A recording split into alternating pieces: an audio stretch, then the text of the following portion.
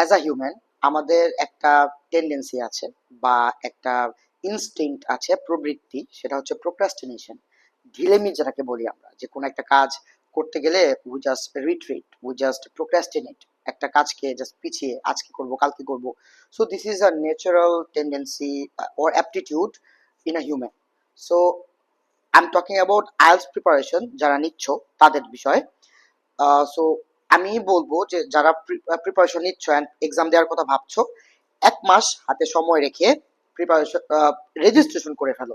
কারণ রেজিস্ট্রেশন যখন করে ফেলবা, তোমার ব্রেইনে একটা ক্লক স্টার্ট হয়ে যাবে যে now you don't have much time in your hand, you have to get prepared as soon as possible.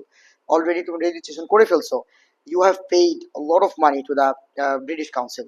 So তখন তোমার মাথাতে একটা পুশ থাকবে, ন্যাচারাল একটা পুশ চলে আসবে। এখন তো আর বসে থাকা যাবে না। ফর এক্সাম্পল, আমরা সারা বছর পড়াশোনা করি না, বাট যখন আমাদের পরীক্ষাটা খুব সামনে চলে আসে তখন কিন্তু আমাদের মধ্যে একটা আহ, খুব আর্জেন্সি দেখা যায় যে আমরা এখন প্রিপারেশন নেওয়া লাগবে, otherwise we will fail.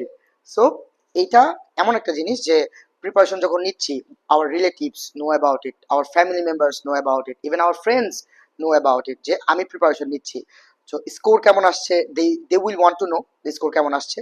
If we fail or get a lower score, so it will be a shameful thing for us. So এই জন্য তোমরা যেটা করো, 1 মাস হাতে রেখে প্রিপারেশন নিয়ে শুরু করো অ্যান্ড রেজিস্ট্রেশন করো, সো দ্যাট তোমাদের মাথাতে একটু পুশ থাকে অ্যান্ড 1 মাস অনেক বেশি ইন্টেন্সিভ স্টাডি করে ফুলি প্রিপারেশন নিয়ে এক্সাম দিয়ে ফেলো। So the bottom line is just try to have 1 month in your hand before your exam. Thank you so much.